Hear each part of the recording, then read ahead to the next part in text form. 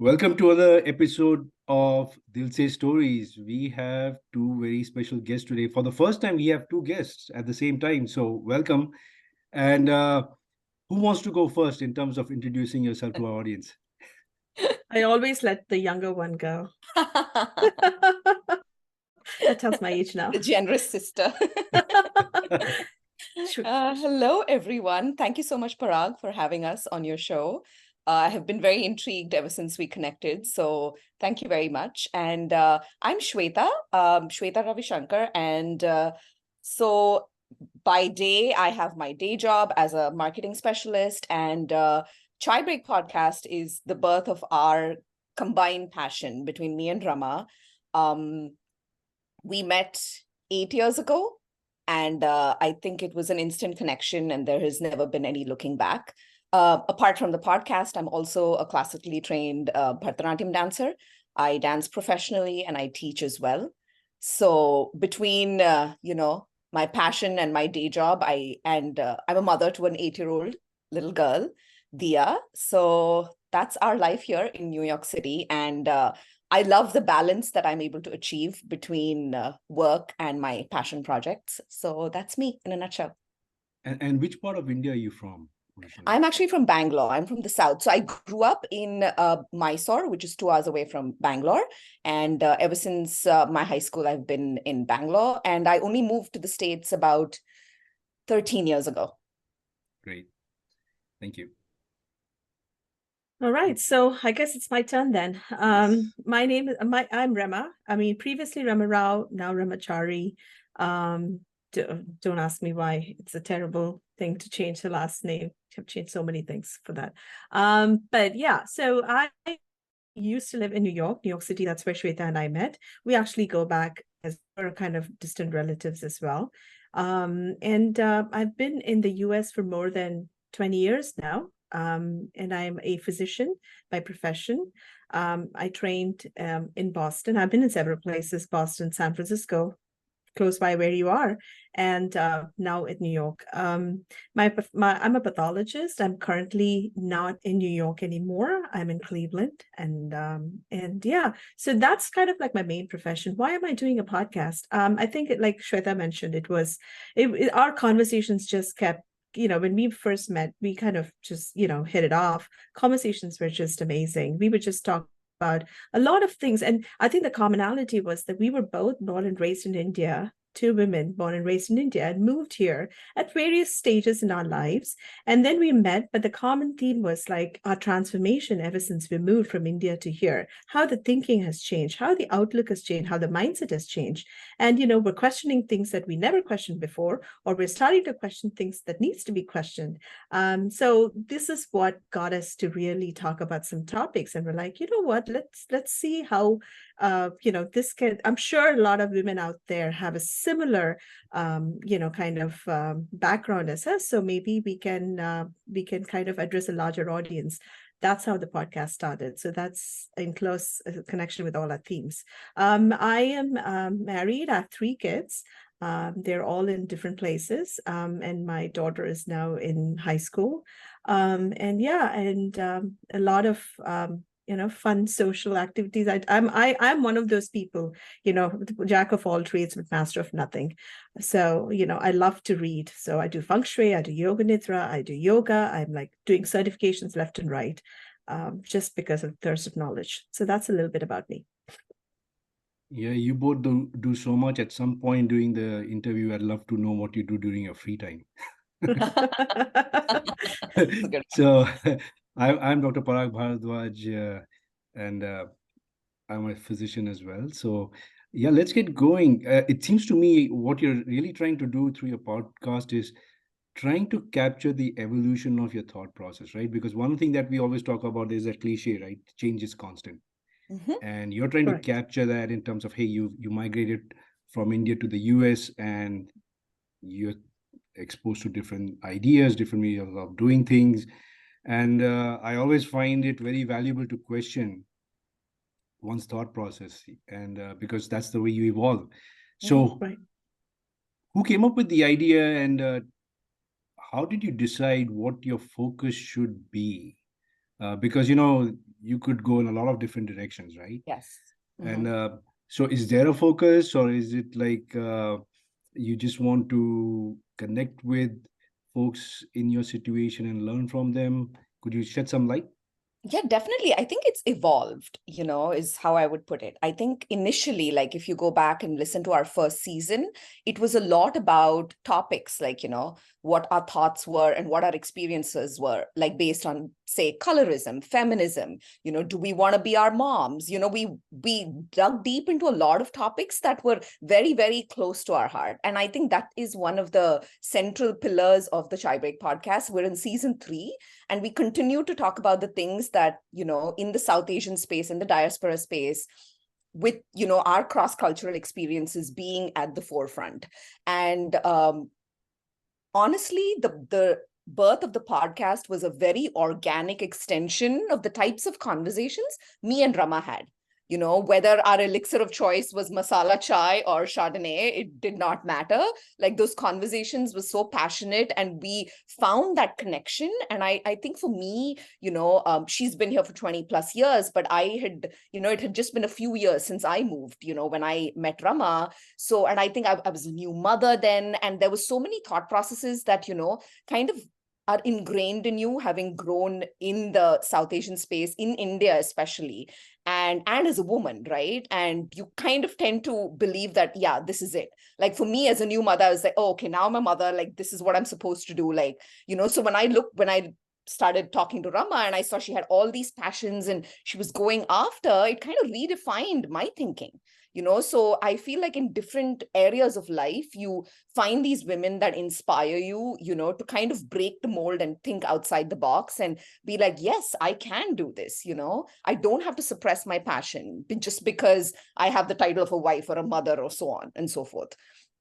And I think that is how it started out. That's how it started out. So in season 1, we talked about topics just between me and Rama. And then season 2, we realized that, there are so many women like us out there, in the South Asian space. And I think that's one of the reasons that, when you reached out to us, I kind of connected with, the kind of stories you wanted to tell. Because for us, we saw that, in the media space, in the South Asian media space, all the big ones, unless you're a CEO, a brand owner, these are the kind of people, and media churns only their stories round and round and round. And I feel like, no offense to them, they've done a great job, but I feel like there are everyday women like me and Rama and millions more who are making impact within their communities, within their societies, and they have a very pointed, ambition. They want to achieve something, and those were the stories we wanted to bring to the platform. So actually on season 2, if you go back, we've interviewed, an anthropod curator who I met in India, Anjali Pujari. We've interviewed Indian American actress Anjali Bhimani, who's here in the United States. We've interviewed Shilpa Beam, whose whole focus is this Glorial newsletter, bringing, BIPOC voices from across the globe. So we've kind of, that has always been our focus. And each of those stories, every time we've interviewed people, we've left, being inspired. And I think it's always been a mutual give and take between our guests, between us. We've always learned something, and that keeps inspiring us. And coming to season 3, it's all about mental health in the South Asian space, another big elephant in the room that does not get talked about enough.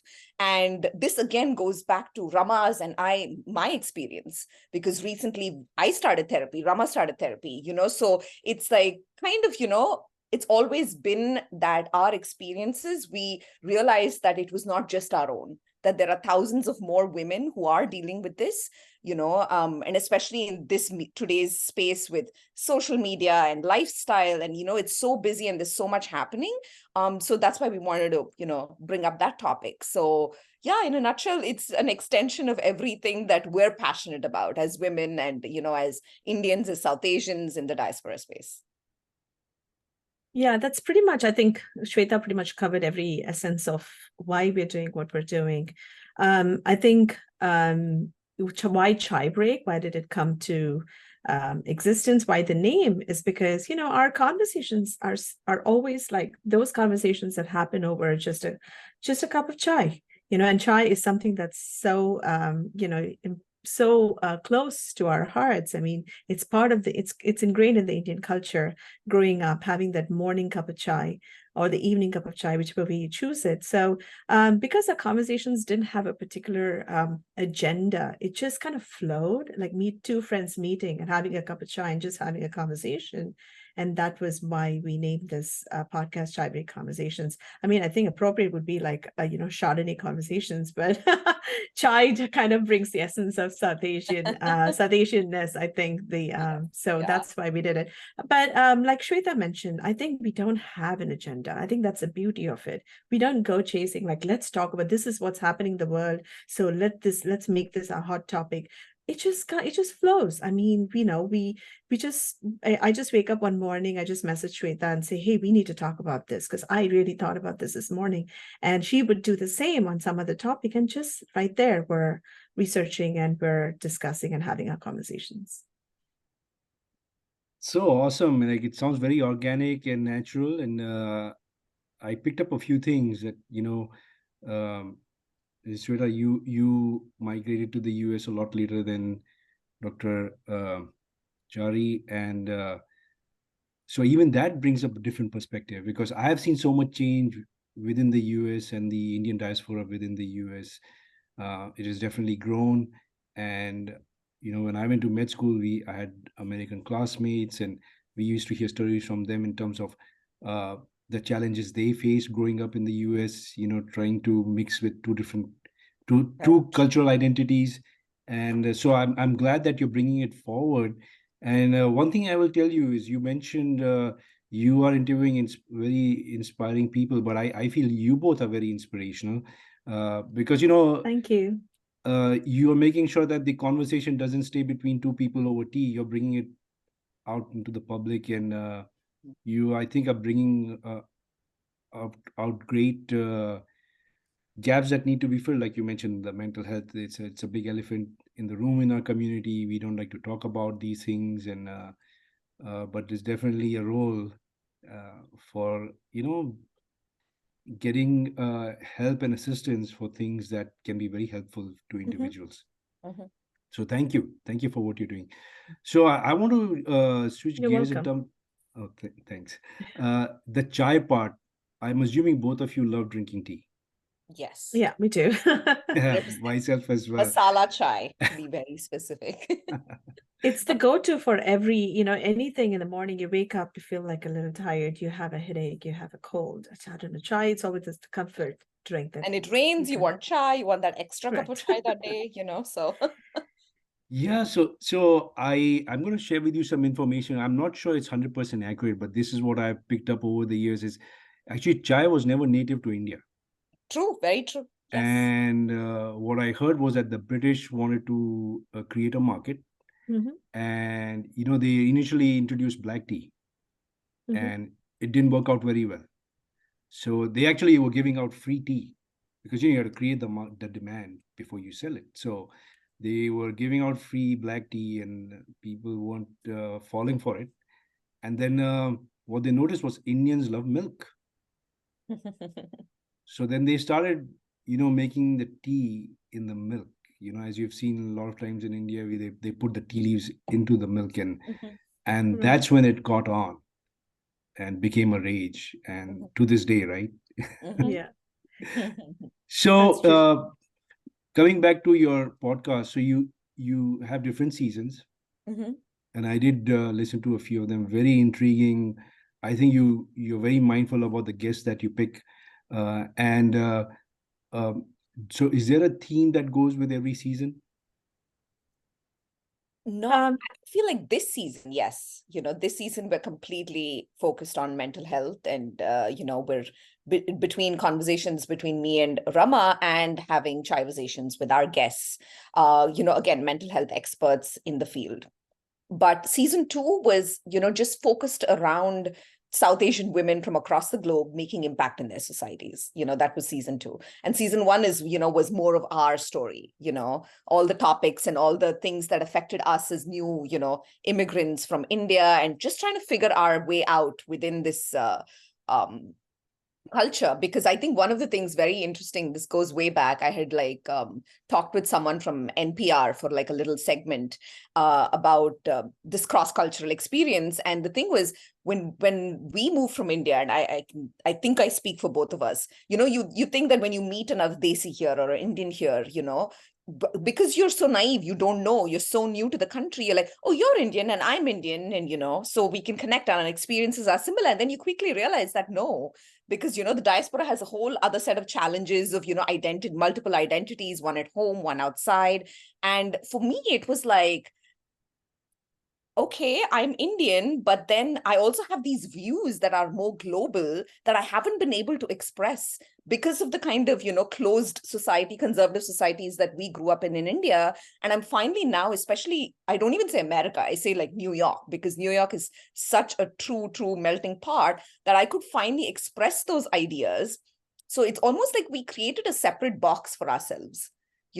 We're not, solidly Indian, and we don't recognize ourselves completely American, but we're this global citizen almost, trying to bridge the gap between our cross-cultural experiences and form almost a new identity. That's why we kind of say this, especially season 1 was our, journey of our becoming, to who we are today, is how I put it. So I think, that's what it is.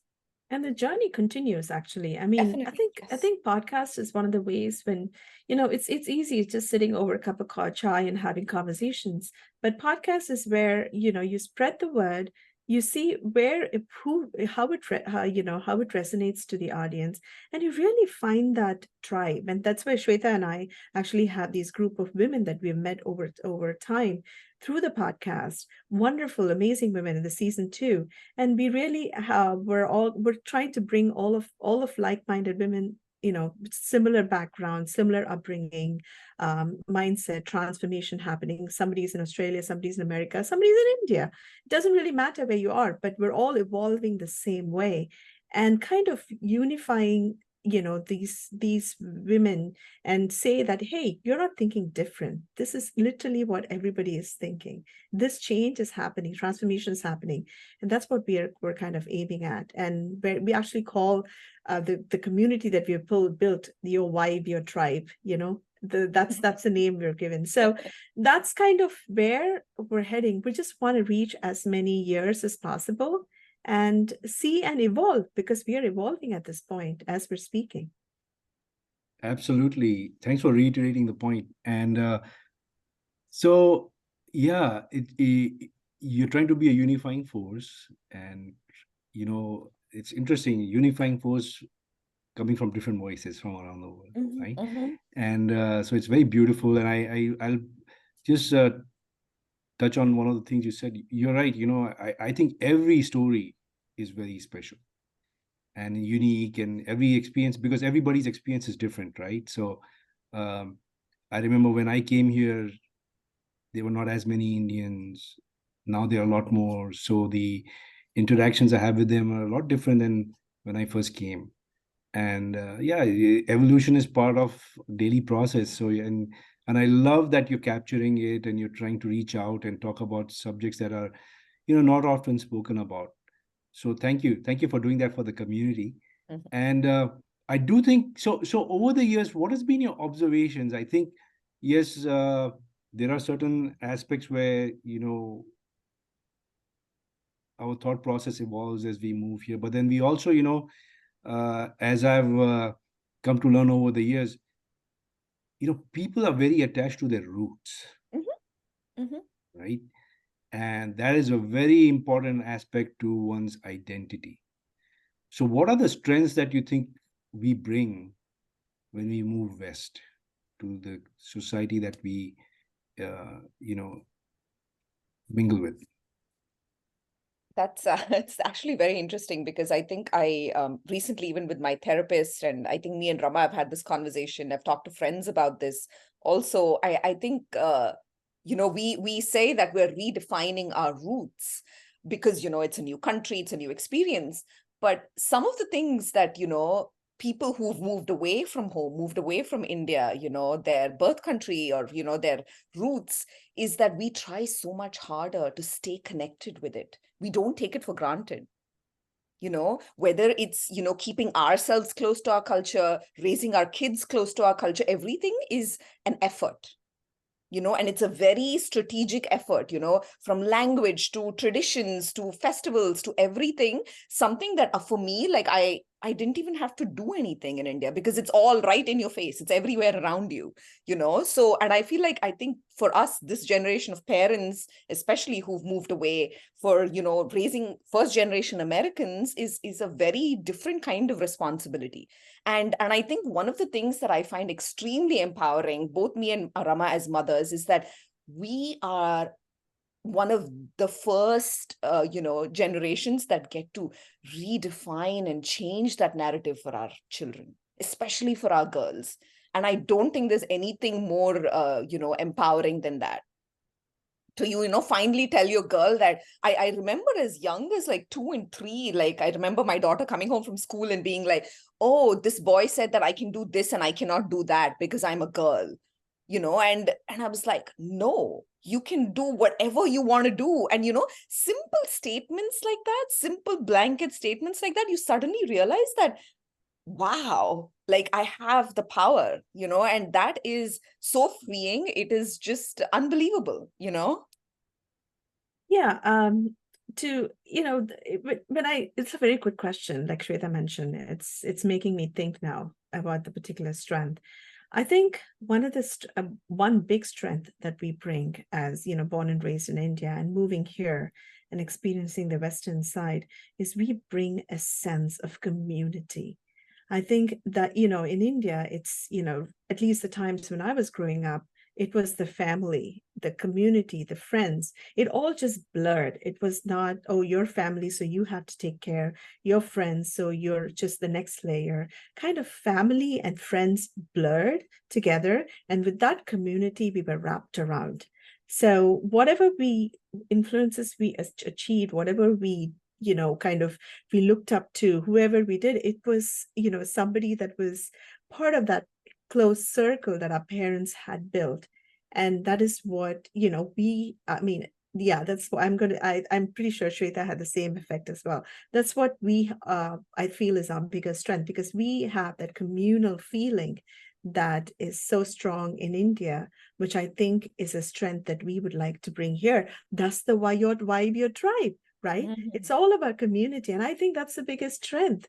Now in the West, the concept can be slightly different. We do have a community here as well, but it gets a lot nuclear here, right? It just becomes more, this few family members, and so I think the bigger community that just blurs friends and family all together to raise the child to be a part of any celebration or part of any bad news, the community comes together for a support.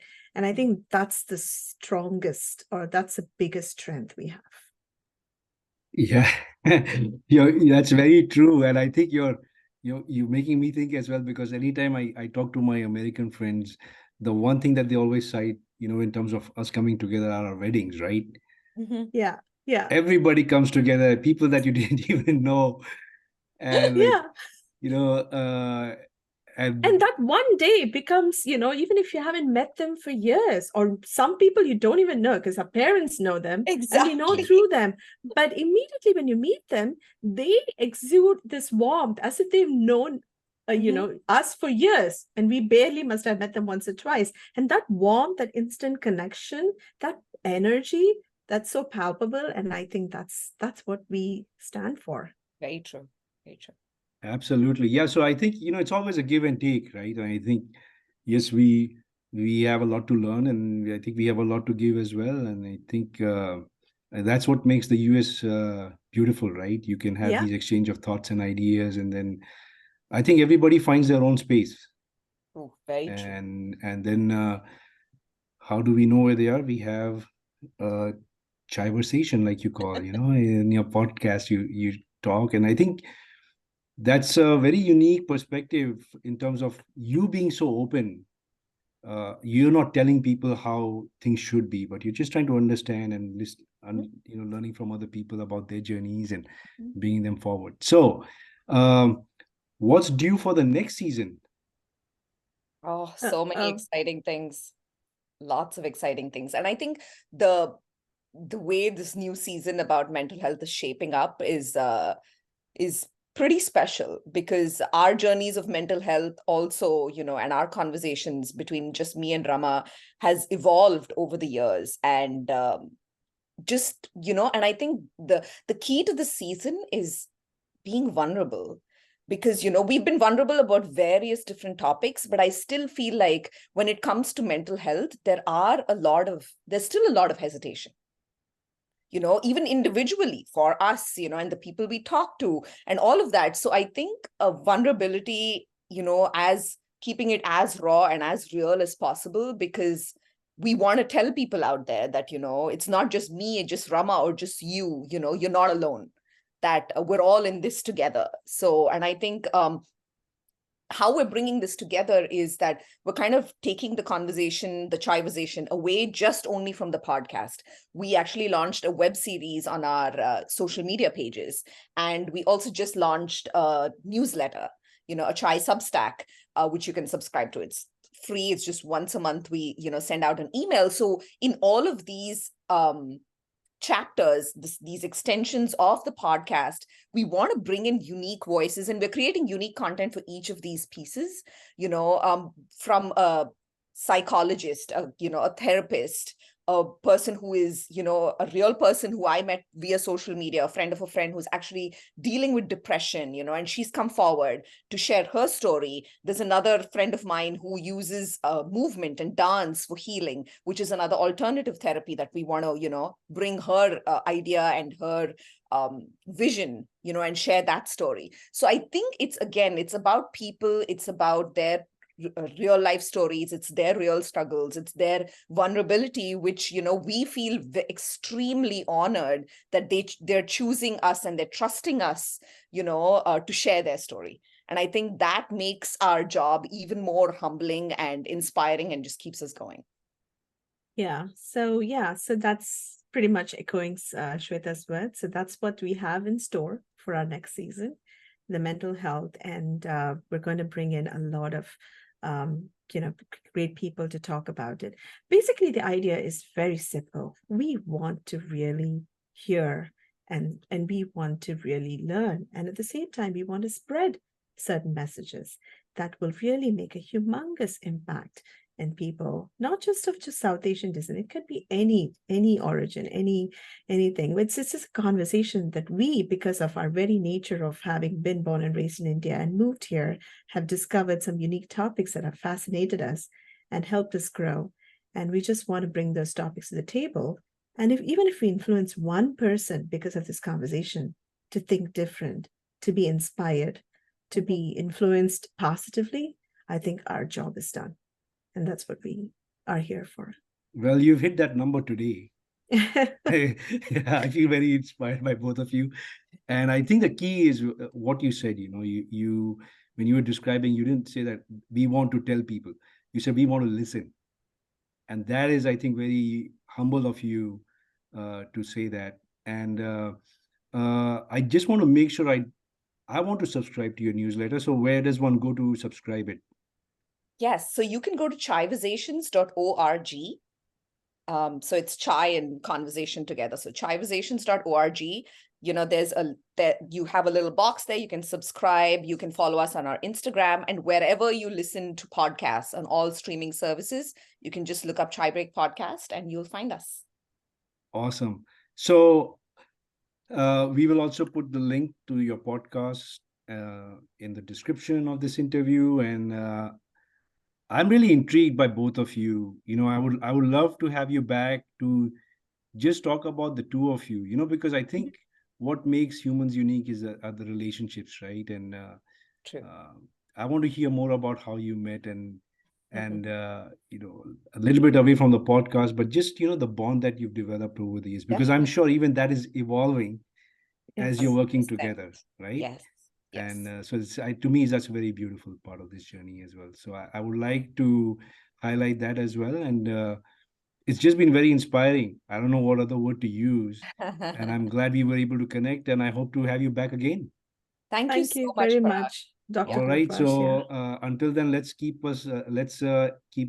enjoying having more and more tea. And what I will say is drink wisely. Too much of anything is Everything in moderation, for sure. Exactly. Thank you very much. Absolutely. Thank you. Thank you. Thank you so much.